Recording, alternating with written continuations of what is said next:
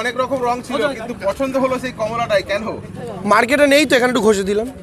মার্কেটে নেই বলে? হ্যাঁ, যতটুকু আছে ততটুকু কি সরিয়ে দেওয়ার ইচ্ছা নাকি? না, সরিয়ে তো আমরা কোনো রঙই সোসাইটি থেকে দিতে পারি না, কিন্তু আমরা চাই সবুজের আধিক্য হোক। আর রং হিসাবে তো কমলা খারাপ নয়, কিন্তু মুশকিলটা হচ্ছে এই কমলা রঙকে ব্যবহার করে যারা রাজনীতি করে তারা খারাপ আর কি। তো স্বাভাবিকভাবে সেটাই আর কি। বাকি তো এমনি আমাদের পার্টিতে আপনি সব রং পাবেন, আমাদের রং নিয়ে কোনো অ্যালার্জি নেই। আমি তো খুব বেশি লাল পাঞ্জাবি পরি। আমাকে একদিন একজন সিপিএমের নেতা জিজ্ঞেস করেছিল যে দেবাংশু, এত রং থাকতে লাল পাঞ্জাবি পরে ঘুরছো কেন?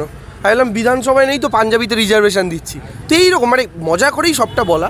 বাকি ঠিক আছে, সব রঙই আমাদের, আপনি দেখুন এত রঙের সবাই পরে আছে কিছু দেখবেন, কিন্তু বিজেপির লোকজনকে দেখবেন এখানে একটা কমলা রঙের তিলক কাটবে, গলায় একটা গেরুয়া উত্তরীয় পরবে, দেখলেই আপনি বুঝতে পারেন টিপিক্যাল বিজেপি। কিন্তু আপনি তৃণমূলের লোককে দেখলে বুঝবেন না তৃণমূল কেন বলুন তো। আর বাংলার আর 5টা মানুষই তৃণমূল, ফলে সাধারণ মানুষ যেভাবে থাকে আমাদের কর্মীদের বেশভূষা হতে হয়, আমাদের কোনো স্পেশালি করে দেখাতে হয় না। তো এই জন্যই আর কি।